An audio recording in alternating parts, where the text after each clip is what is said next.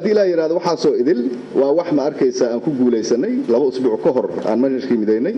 haddana waxaan ku guulaysanay imtixaankii inaan midayno maxaa soo socdo waxaa soo socdo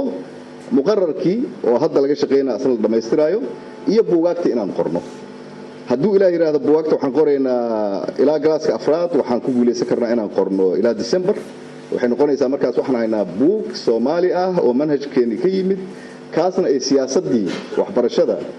oo ku sii saleysnaa oo ka sii yimid iyo shuruucdii dalku yaalay oo xagga waxbarashada ah oo dalko idin laga isticmaali doono hadduu ilaa yiraahdo January ilaa iyo June 2018 waxaan rajaynaynaa in aan qorno buugaagtii waxbarashada guud oo labada heer leh heerka hoose iyo heerka sare waxa weeyaan secondary-ga heerka hoose waa primary-ga marka 2018-2019 dalko idil markaas wuxuu haystaa hal imtixaan wuxuu bartaa hal manhaj ardaydu waxay ka wada qaataan dhimbil hal meel marka waxa taas ay anaga naga saacidaysaa in